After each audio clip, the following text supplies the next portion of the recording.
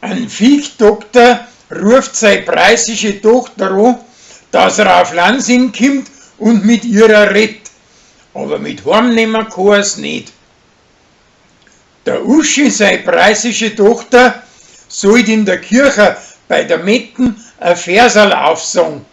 Aber weil's da so viel Ballen hat davor, lasst einen Schlüssel für die Kirchentür verschwinden.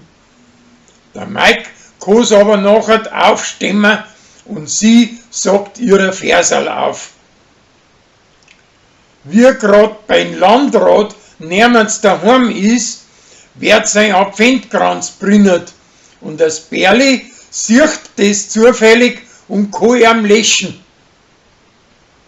Der Chris möchte der Seinigen auf Weihnachten ein Gesange dichten, aber da ist jetzt blöd dazu. Also schenkt er ihr eine Messingscheibe, die wo ausschaut, als wäre Schallplatten in einem Bilderraum drin. Das ist ihrer aber zwing und drum lädt es zum Schmusen und Stopfen in die Waldhütten ein.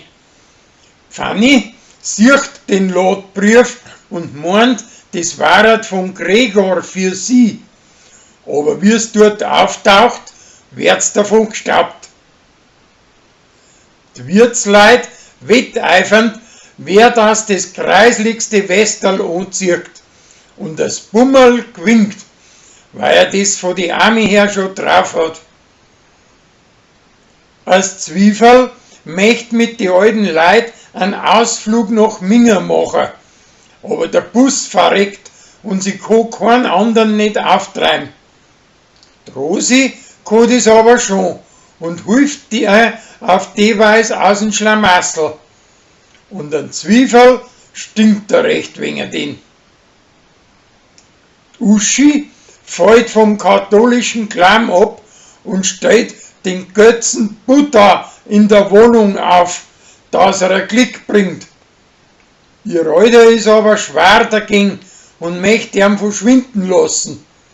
Schließlich haut ein Unversengs dass er hier ist und der Käse ist bissen.